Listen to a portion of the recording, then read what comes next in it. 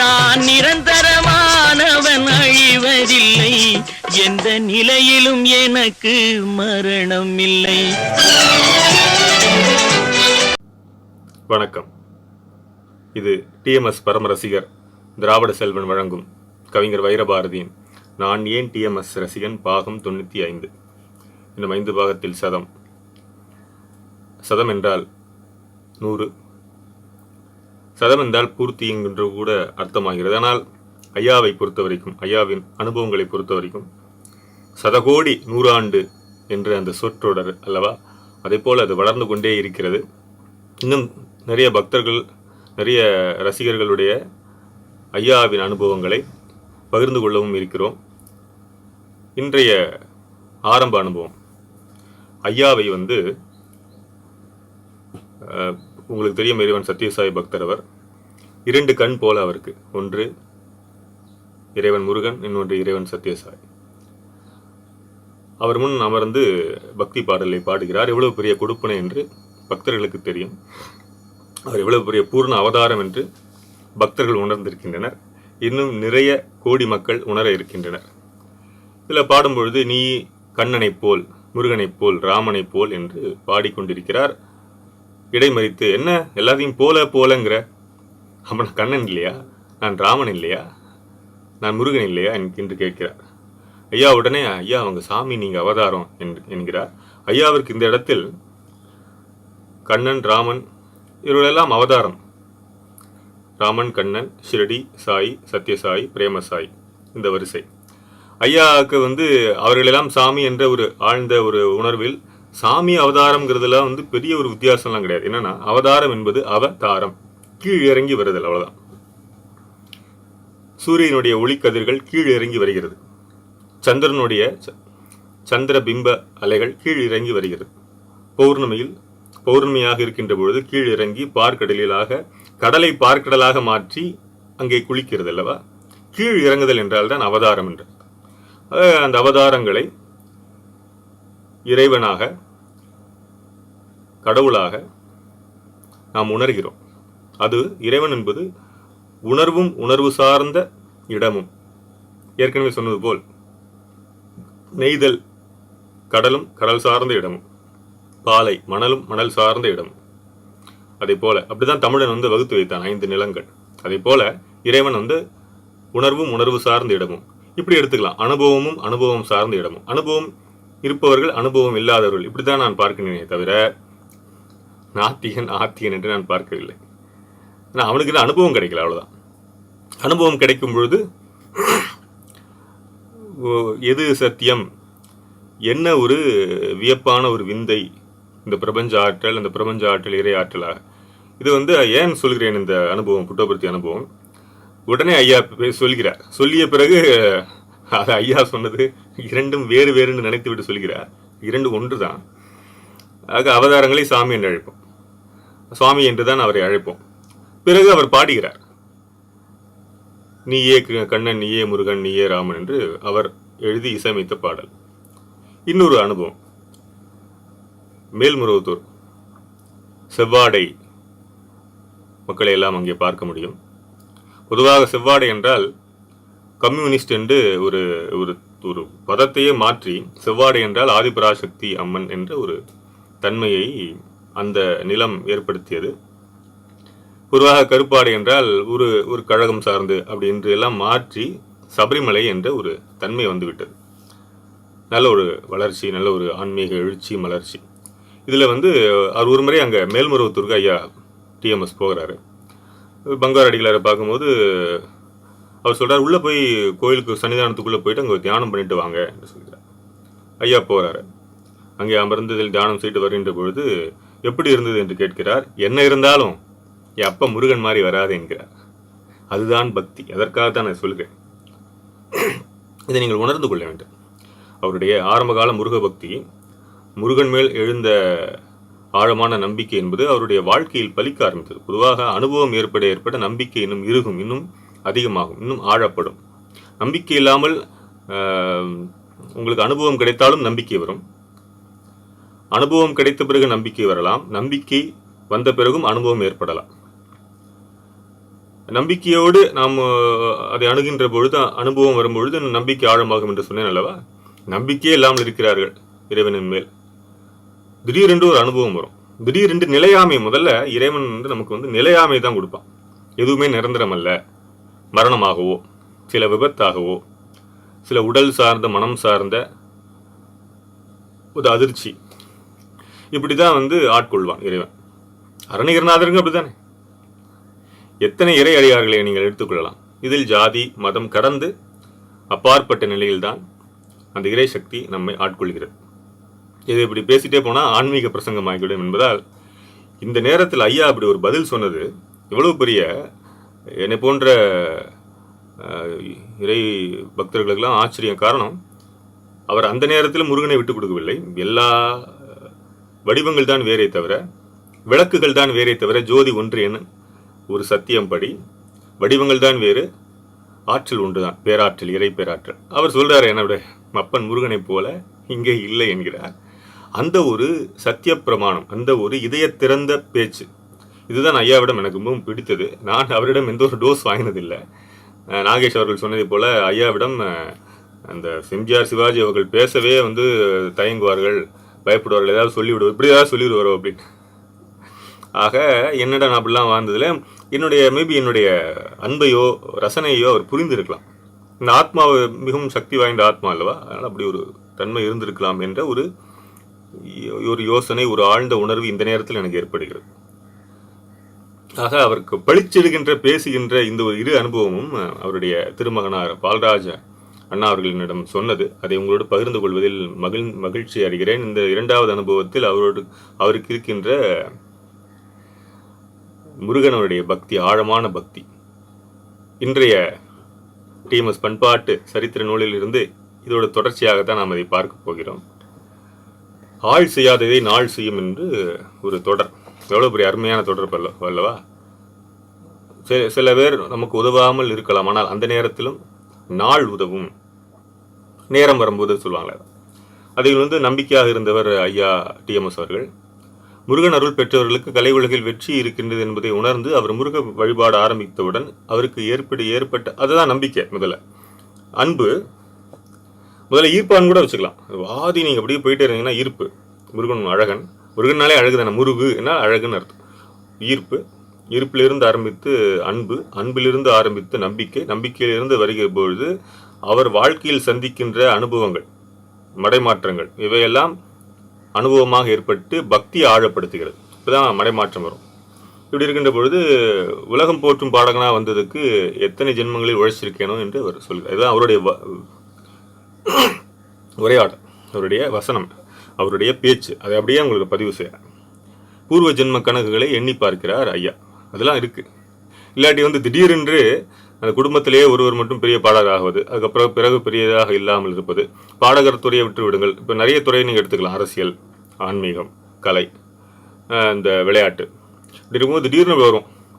இப்போ தந்தையை போல மகனுடைய சிறப்பாக இருக்காது. அது கலையோ அது அரசியலோ இது நீங்களே எடுத்துக்கலாம். நீங்களே அதெல்லாம் காரணம் பூர்வ புண்ணிய கணக்குகள் என்று இருக்கு இல்லையா? அது அதுதான். இப்போ நாம் என்ன சாப்பிடுகிறோமோ அந்த ஏப்பம் தான் வரும். பெருங்காய டப்பாவில் பெருங்காயத்தை அடைத்து பெருங்காயத்தை எடுத்தாலும் அந்த வாசனை அதிலே இருக்கும். அதுதான் கர்ம வாசனை என்று இதோட நம்ம ஒப்புமைப்படுத்தலாம். இப்படி இருக்கின்ற சமயத்தில் அவருக்கு எங்கள் வீட்டு பிள்ளை அந்த ஒரு பாராமுகம், புறக்கணிப்பு, எம்ஜிஆரோட அலட்சியம் இதெல்லாம் அவருக்கு ரொம்ப வேதனை அளித்தாலும் அந்த வேதனையானது இறைவனின் பால் அவருக்கு திருப்பியது. அதுதான் பெரிய ஒரு நல்ல செயல் என்று இந்த நேரத்தில் நாம் நினைத்து, அதான் ஒரு அதிர்ச்சி. நான் சொன்னேன், ஒரு அதிர்ச்சி வரும்போது தான் இறைவன் அப்படி ஆட்கொள்வான்.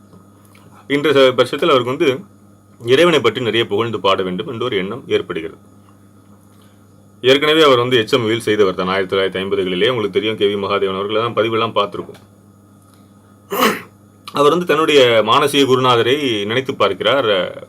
பாகவதர் நிறைய திரைப்படங்களுக்கு பாடியிருக்கிறார். ஆனால் 10 ஆண்டுகள் தான் அவருடைய புகழ் இருந்தது. புகழ் உச்சிக்கு இருந்தது. எம்ஜிஆருக்கு புகழ் எவ்வளவு அதிகமாக இருக்கு உங்களுக்கு தெரியும். அதை விட அதிகமாக பன்மடங்கு இருந்தது தியாகராஜ பாகவதற்கு. ஆனால் 10 ஆண்டுகள் தான் இருந்தது. சில படங்கள் தான் அவர் பாடி நடித்திருந்தார். ஆனால் இறைவனை பற்றி தனியாக ஒரு பாடல்களே பாடவில்லை என்ற ஒரு குறை ஐயாவுக்கு இருந்தது. அப்படி நினைத்து பார்க்கிறார். அவருக்கு ஒருவேளை இறை நாட்டம் இருந்து இறைவனுக்காக பாடியிருந்தால் நல்லா இருந்திருக்குமோ. அந்த 10 ஆண்டுகள் தான் அவருடைய அந்த ஒரு புகழ் உச்சியில் இருந்தார். பிறகு சரிந்து விட்டார். அவருக்கு அந்த இறைவனுடைய அனுபவம், அந்த தன்னை உணர்ந்து வாழ முடியவில்லையே என்று ஒரு ஒரு ஒரு ஏக்கம் இருந்தது. என்ன இருந்தாலும் நம்முடைய மானசீக குருநாதரை பற்றி ஒரு எண்ணம் இருக்கும் அல்லவா, நமக்கு அப்படி இருக்கக்கூடாது என்ற ஒரு ஒரு தீர்மானமான எண்ணத்தில் அவர் இந்த ஒரு அதிர்ச்சியெல்லாம் கலந்து இப்படி ஒரு பாராமுகம்லாம் இருக்கும்பொழுது, பாராமுகம் ஏனோ என்று நம் இறைவனை பற்றிய பாடலெல்லாம் இருக்கு இல்லையா, அது மாதிரி திரை நட்சத்திரங்களுடைய பாராமுகத்தினால் இவ்வளவு தூரம் உழைத்தும் இவர்களுக்காக இவர்களைப் போலவே பாடியும் நமக்கு எந்த ஒரு சரியான அங்கீகாரம் எதுவோ இல்லையே அந்த நேரத்தில் என்ற ஒரு ஒரு ஆதங்கம் அவருக்கு தன்னுடைய இஷ்ட தெய்வமான முருகனின் மேல் நிறைய பாடல்கள் பாட வேண்டும் என்ற ஒரு எண்ணம் வருகிறது. நியாயமான எண்ணம், சரியான எண்ணம். அதற்காகத்தான் அந்த சம்பவங்கள்லாம் நிகழ்ந்ததோ என்று கூட எனக்கு நினைக்க தோன்றுகிறது. இந்த நேரத்தில் அவர் ஏற்கனவே 1950களில் HME அவங்களுக்கு தெரியும், பார்த்துருக்கோம். அந்த ஒரு பட்சத்தில் HME ஸ்தாபனத்திற்கு தென்னிந்திய வர்த்தக சபை வளாகத்தில் ஒரு ஒலிப்பதிவு கூடம் இருந்தது. இப்போ இசைத்தட்டுகள் விற்பனையை பொறுத்து ஐயாவுக்கு ராயல்ட்டி வரும், அதெல்லாம் அவர் பண்ணிடுவார். ஸோ தனக்கு கிடைக்கின்ற நேரத்தில் தன்னுடைய இஷ்டம் போல தன்னுடைய வரிகளை, அதாவது பக்தர்களுடைய வரிகள், இப்போ ஏன் தன்னுடைய வரிகள்னு சொன்னேன்னா, அவரும் பாடல் எழுதியிருக்கிறார். இறைவன் சத்யசாயுடைய பக்தி பாடல்களுக்கு அவரும் பாடல்கள் எழுதியிருக்கிறார், தானும் பாடல் எழுதியிருக்கிறார். அதற்காகத்தான் அப்படி சொன்னேன். அதை கடந்து பல பக்தர்களுடைய பாடல்களை எடுத்து தானே மெட்டமைத்தார். அது ஒரு பெரிய சுதந்திரம் இருக்கு. தன்னுடைய இசை திறமையும் பிறர் காண கேட்க ஒரு பெரிய ஒரு நிரூபணமாக இருக்கும். அதுவும் பணமெல்லாம் கடந்த ஒரு நிரூபணம் அது. ஆக அவரை இசையமைத்து ராகங்களை எல்லாம் வைத்து, அதுவும் ஜனரஞ்சகமாக மக்களுக்கு பிடித்த வண்ணம் பாடல்கள் மெட்டெல்லாம் அமைத்திருந்தார். இது ரெஸ்ட் இஸ் ஹிஸ்டரிங்கிற மாதிரி இந்த பாடல்கள்லாம் எல்லாருக்கும் தெரியாத, கேட்காத காதுகளே இல்லை. ஒரே ஒரு காதுகள் தான் கேட்கல. இனிமேல் இதுவரைக்கும் பிறக்காத காதுகள் வேணா கேட்காமல் இருக்குமே தவிர, இந்த மண்ணில் பிறந்த உலகத் தமிழர்கள் அனைவரும் அவருடைய பக்தி பாடல்களை கேட்டிருக்கிறார்கள் ஐயாவோட. ஆக இந்த பாடல் சுவாரஸ்யங்கள் நிறைய இருக்கு. எப்படியெல்லாம் அந்த பாடல்கள் அவருக்கு கிடைத்தது, வரிகள் இதெல்லாம் சொல்லும் பொழுது மிக சுவாரஸ்யமாக இதில் பதிவு செய்திருக்கிறார். இந்த அத்தியாயம் 64வது அத்தியாயம். அப்படி இருக்கின்ற போது ஒரு முறை சௌந்தரராஜன் அவர்கள் ஐயாவுக்கு கோவையில் சிவா என்ற ஒரு நண்பர் இருக்கிறார். அவர் லாபத்தில் 10ல் ஒரு பங்கை உண்டியில் போட்டு விடுவார். அவர் கிருபானந்த வாரியார் சுவாமிகளுடைய சீடராகவும் இருக்கிறார், அவருடைய ரசிகராகவும் இருக்கிறார். அதே நேரத்தில் இவரோடு சேர்ந்து பழனிக்கு செல்லும் பொழுது அதில் ஒரு இஸ்லாமிய ஒரு ஒரு ஒரு பையன் அவர் ஒரு பாடலை பாடிக்கொண்டிருக்கிறார். உள்ள முருகுதையா உன்னடி காண்கையிலே அள்ளி அணைக்கையிலே எந்த ஆசை பெருகுதப்பான். ரொம்ப ஆச்சரியமா நல்லா இருக்கேன்னு சொல்லி அவரிடம், ஐயா அப்படியே மலைக்கு போயிட்டு இருக்கும்போது அதை ஒரு பாட்டு கேட்டு அவரிடம் கேட்டு எழுதி வாங்கிக்கிறார். பிறகு தெரிகிறது அவர் ஆண்டவன் பிச்சை என்ற ஒரு மாது, ஒரு சாது, அவர் ஒரு மாது, அவர்கள் எழுதிய பாடல் என்று அறிந்து கொள்கிறார். உள்ள முருகேதாருக்கு தன்னுடைய அபிமான இசையமைப்பாளர் ஜி ராமநாதன் அவர்களுடைய பீம்பிளாஸ் என்ற ராகத்தில் அந்த இசையை அவரே இசையமைக்கிறார். இதுதான் நான் சொல்றேன், ஐயா வெறும் பாடகர் மட்டுமல்ல, நடிகர், அந்த கதாபாத்திரமாகவே வாழ்ந்தவர், மாபெரும் இசையமைப்பாளர். அவருக்கு நேரம் இல்லையே தவிர அவர் பல படங்களுக்கு அவரே இசையமைத்திருக்கலாம், சில படங்களுக்கு அமைத்திருக்கிறார். தொடர்ந்து அதை அமைத்துக் கொண்டிருந்தால் அவருக்கு பாடலுடைய வாய்ப்புகள் இதாகும். ஏன்னா அவர் அதிலேயே ரொம்ப ரொம்ப பிஸியா இருந்தார் பாடுவதிலே. அது உங்களுக்கு தெரிந்த விஷயம்.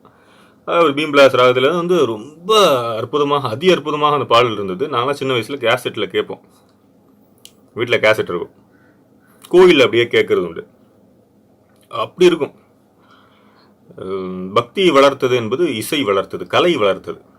நாட்டியமாக இருக்கலாம், இசையாக இருக்கலாம், பாடல்கள், அதாவது கவிதை, அதெல்லாம் இருக்கலாம். அதெல்லாம் பக்தியை வளர்த்தது. பக்தியை வளர்ப்பதற்காகத்தான் கோவில் அமைந்தது. அந்த பக்தியோடு சேர்ந்து கலை வளர்ந்தது, அந்த பக்தியோடு சேர்ந்து மொழி வளர்ந்தது. நம் தமிழ் மொழிக்கு பக்தி இலக்கியங்கள் செய்த தொண்டு எந்த தனி மனிதனும் செய்ததில்லை, எந்த அரசியல் சார்ந்த தனி மனிதனும் செய்ததில்லை. இது மேலே ஆழமாக அதுக்கு நான் போக விரும்பல. பக்தி இலக்கியங்கள் செழுமையாக தமிழ் வளர்த்தது என்றால் இருவேறு கருத்துக்கு இடமே இல்லை. அதில் ஒருவராக ஐயா பெரிய ஒரு தொண்டாட்டி இருக்கிறார் என்றால் அது மிகையே இல்லை. தமிழுக்கும் பக்திக்கும் இரண்டும், இசைக்கும் இரண்டும் குழைத்த அந்த தொண்டை இறைவனுக்கு ஆற்றியிருக்கிறார். அதுதான் ஒரு ஆத்ம திருப்தி. நான் நிறைய பாடல்கள் எழுதி கொண்டு வருகிறேன் இறைவன் அருளால்.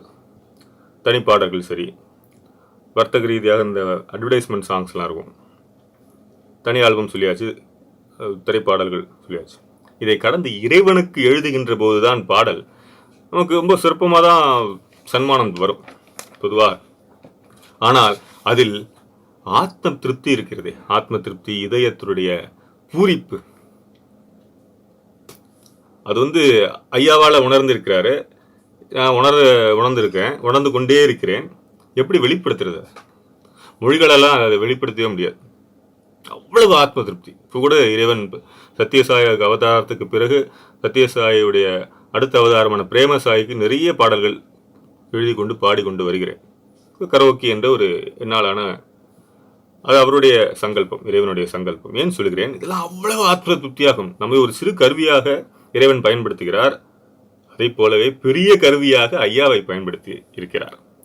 அதுதான் இங்க பெரிய ஒரு ஆச்சரியமான விஷயம். இதுல ஒரு தொடர்ச்சியாக அவர் அடுக்கி கொண்டு வருகிறார்.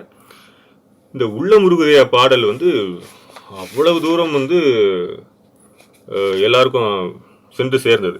பிறகு இலங்கை கவிஞர் இனுவில் வீரமணி மயிலை வீரமணி அவர்கள் இனுவில் வீரமணி அவர்கள் மயிலை கற்பகாம்பாள் அம்மா பற்றி ஒரு பாடல் எழுதியிருக்கிறாரு. நானும் என்னுடைய தந்தையாரும் அங்கே ஒரு முறை சென்றிருக்கும் போது என்னுடைய தந்தையார் அந்த பாடலை நினைவுபடுத்த, அவர் என்னுடைய தந்தையார் தாளத்தை விரைவு இசையாக பாட, அப்படி பாடக்கூடாது என்று, அந்த வயது எனக்கு தெரிஞ்சப்போ 89 வயது இருக்கும், கிட்டத்தட்ட 91 வரை, இப்படி பாடக்கூடாது என்று சொல்லி நிறுத்தி நிதானமாக அதே பாவத்தோடு பாடினார். அந்த வயதிலும் அன்னும் அந்த பக்தியா அப்படியே இருந்தது. ஆச்சரியமாக கண்களை மூடிக்கொண்டேன். அந்த புகைப்படம் கூட இருக்கிறது முகநூலெல்லாம் நீங்கள் பார்க்கலாம். அப்படியே கண்களை மூடிக்கொண்டிருந்தேன். நமக்கு வேற ஒன்றும் சொன்ன என்ன பண்ணணும்னு தோணல. அந்த நேரத்தில் அவ்வளவு தூரம் அந்த பக்தி பூர்வமாக அவர் பாடினார். 89, 90 வயதிலும் கூட. அதுதான் இங்கே பெரிய ஒரு ஆச்சரியம். அந்த பாடலை ஆனந்த பைரவி, கல்யாணி, பாகேஸ்வரி, ரஞ்சனி என்ற ராகங்களில் எல்லாம் அவர் அமைத்து வைத்திருந்தார். இது பெரிய இசை ஜாம்பவான், செம்மங்குடி எல்லாம் பாராட்டு பெற்றதான். பொதுவாக இந்த கர்நாடக சங்கீதர்கள் சில பேருக்கு சினிமா பாடல்களும் சாதாரண விஷயம் இல்லை. கர்நாடக இசையிலேருந்து நீங்கள் இந்த ராகத்தை எப்படி வேணா பாடிட்டே இருக்கலாம்.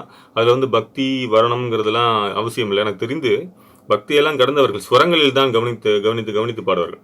இன்னும் சிலருக்கு பக்தி பூர்வமாகவும் பாடுவார்கள். இதையெல்லாம் கடந்து ஒரு டைம் லிமிட் தான் இருக்கும். 3 நிமிஷம், 4 நிமிஷம், 5 நிமிஷம், 6 நிமிஷம், அவ்வளோதான் பாடல்களே. அதற்குள்ளாக தாளத்திற்குள்ளாக பாட வேண்டும். இதில் தனி ஆவர்த்தனம் இதெல்லாம் இருக்கும் கர்நாடக சங்கீதத்தில், அதெல்லாம் அங்கே கிடையாது. ஆக ஒரு தண்டவாளத்தில் ஏன் திருப்பி அந்த இது சொல்கிறேன்னா, அவ்வளோதான், அந்த லிமிட்டட் இதுக்குள்ளே தான் நம்ம போயாகணும், பயணம் செய்தாக வேண்டும்.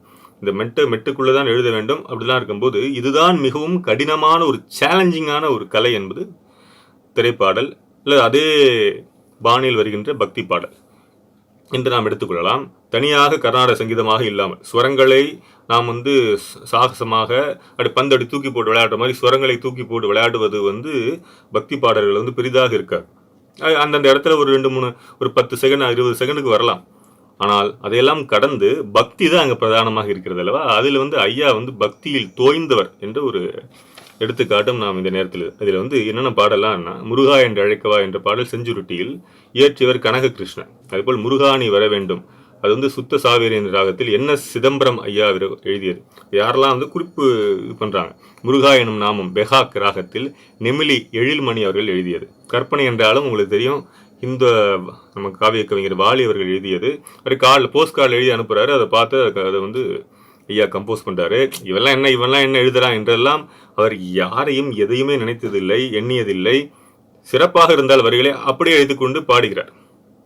அண்ட் அவருக்கு ராயல்ட்டி வருதில்லை, அதெல்லாம் கொடுப்பார். அவருக்கே அதெல்லாம் முடிஞ்சு விற்ற பிறகுதான் அதெல்லாம் வரும். ஏற்கனவே பார்த்தோம். அழகென்ற சொல்லுக்கு முழுகா அந்த பாடல் கோவை கூத்தன் எழுதியது. பீம்பிளாஸ் ராகம். அதே நம்ம இசை மகா ஞானி நம்ம இவருடைய அவரை ஆதரித்த ஆரம்ப கால மூத்த இசையமைப்பாளர்கள் அவருக்கு பிடித்த ராகம் என்று ஏற்கனவே பதிந்திருந்தோம். ஜி ராமநாதன் அவருடைய பாடல். இது எனக்கு மண்ணானாலும் திருச்செந்தூர் மண்ணாவேன் தமிழ் நம்பி அவர்கள் எழுதியது சிந்து பேரவி ராகம். எந்தன் குரலில் இனிப்பதெல்லாம் கந்தன் குரலே குழந்தை வேலன் அவர்கள் எழுதிய பாடல்.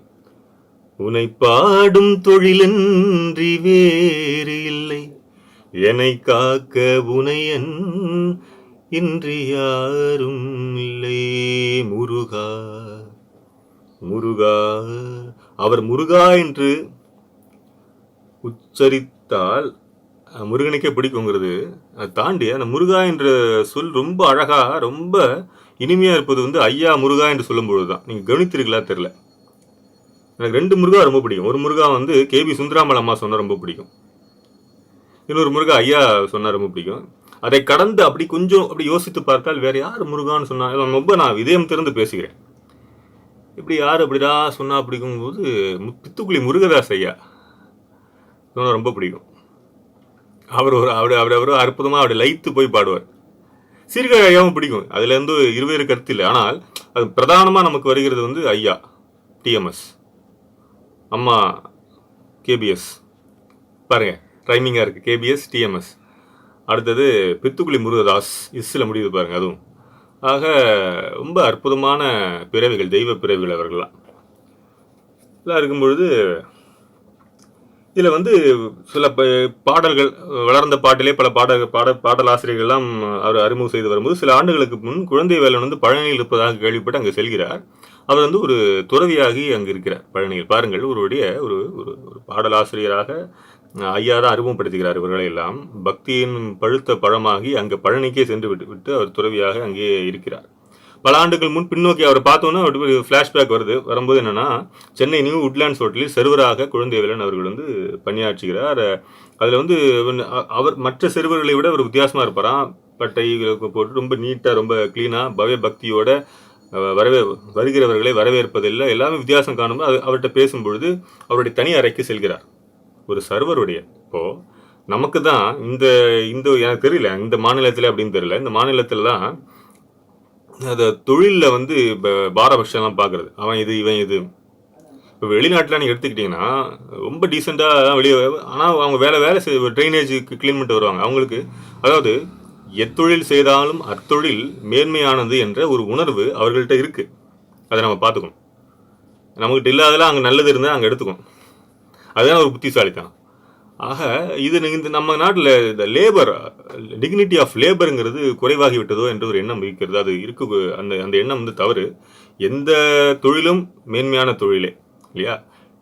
கைத்தொழில் ஒன்றை கற்றுக்கொள், கவலை உனக்கு இல்லை, ஒத்துக்கொள் என்ப நாமக்கல் ஐயா கவிஞர் வரியை போல என்ற ஒரு தன்மையில் அவர் வந்து அவருடைய இப்போ நான்ப்பா செர்வர் இதுக்கே போயிட்டு செர்வர்னா அவருடைய தொழிலை செய்கிறார், ஐயாவுடைய தொழிலை செய்கிறார். இது ஒரு பப்ளிக், ஐயாவோடது வந்து ஈஸியாக ரீச் ஆகிற பப்ளிக்கான தொழில், ஒரு புகழ் கிடைக்கக்கூடிய தொழில், அவ்வளோ.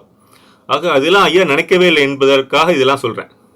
அவர் ஒரு சர்வர், அவருடைய இடத்திற்கு நாம் ஏன் செல்ல வேண்டும் என்ற ஒரு ஆணவமே இல்லாத ஒரு தன்மை, அதுதான் தெய்வீகம்.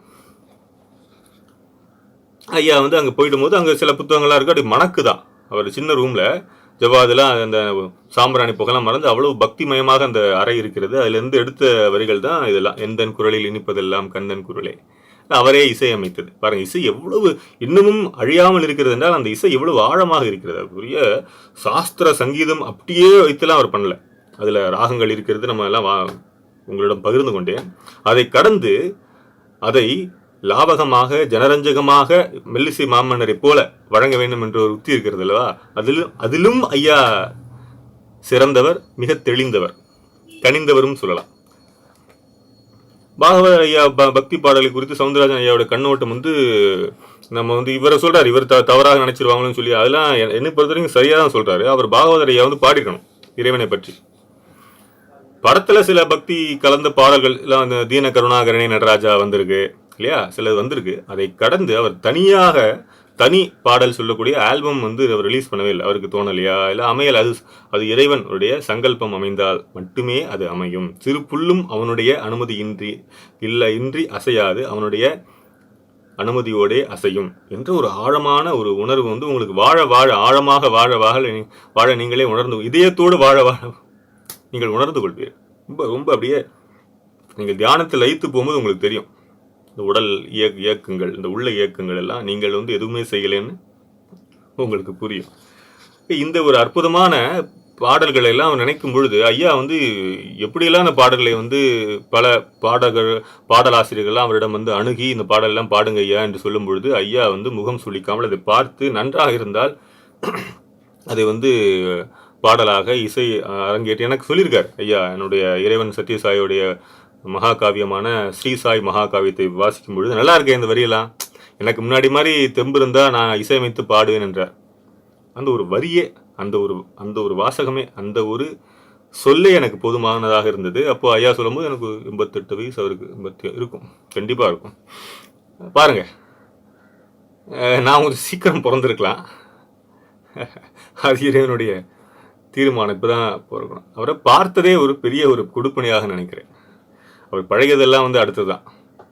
பார்த்தாச்சுலப்பா என்றெல்லாம் அவர் சொல்லியிருந்தா கூட நான் சரி ஐயா சொல்லிட்டாரு, அவருக்கு ஏதோ இடைஞ்சலா இருக்குன்னு நினைச்சிருக்கலாம். ஆனால் அப்போ பாடலாசிரியனும் இல்லை, ஒரு சாதாரண ஒரு ஒரு ஒரு இளைஞன்.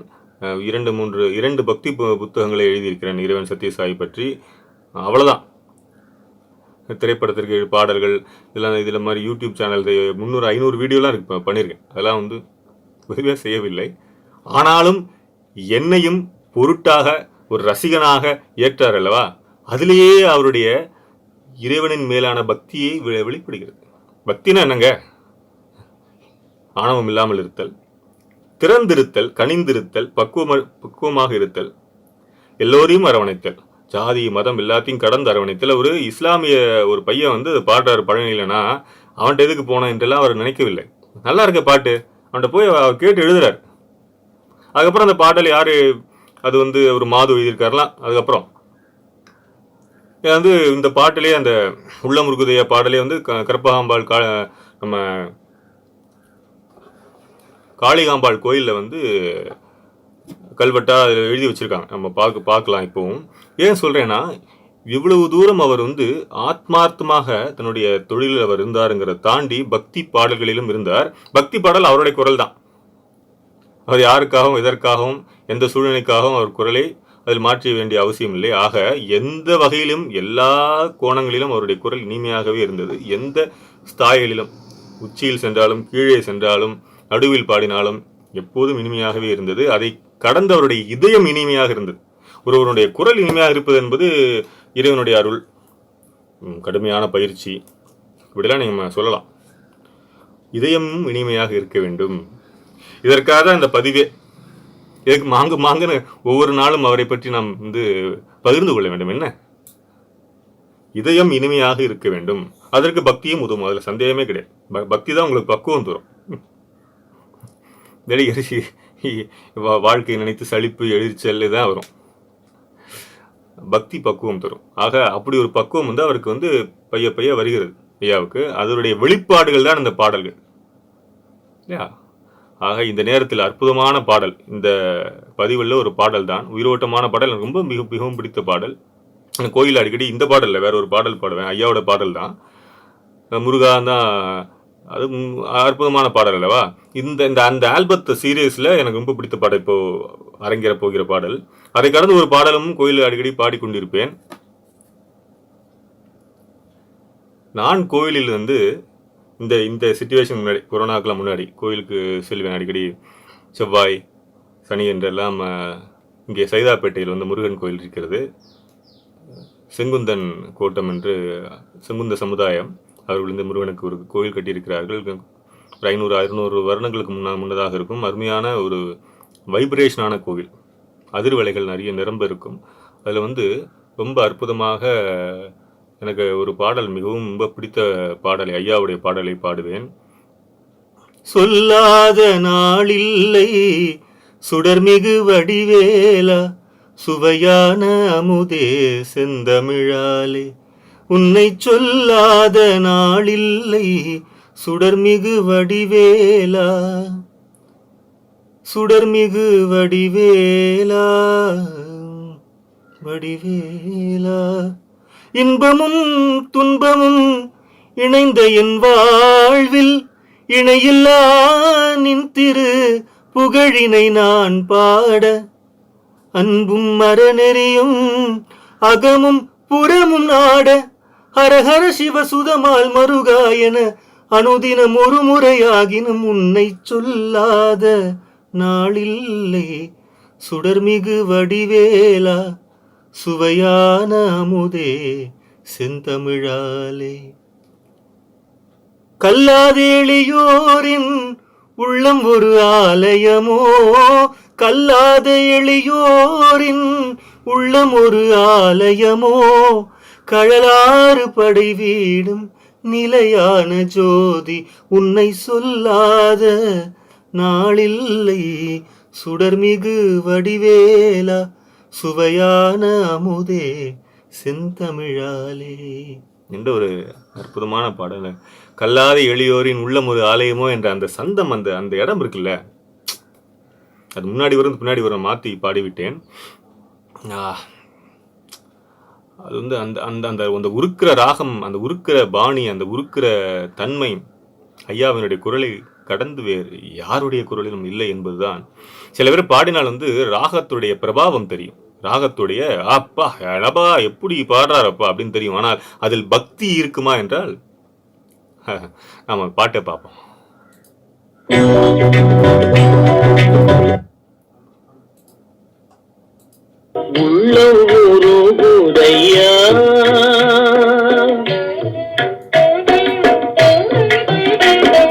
இந்த இதுல வச்சிருக்காருல இந்த இன்ஸ்ட்ருமெண்ட், ஸ்ட்ரிங் இன்ஸ்ட்ருமெண்ட், அப்பா அப்படி ஒரு ஆனந்தம்.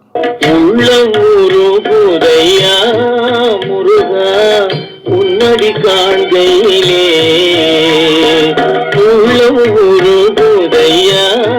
முருகா உன்னடி காண்கையிலே அள்ளி அணைத்திடவே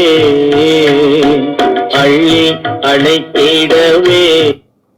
முழுதா நீங்கள் கேளுங்கள். நான் ஏன் டிஎம்எஸ் ரசிகன் தொடரும் தொடர்பில் இருங்கள். நன்றி, வணக்கம்.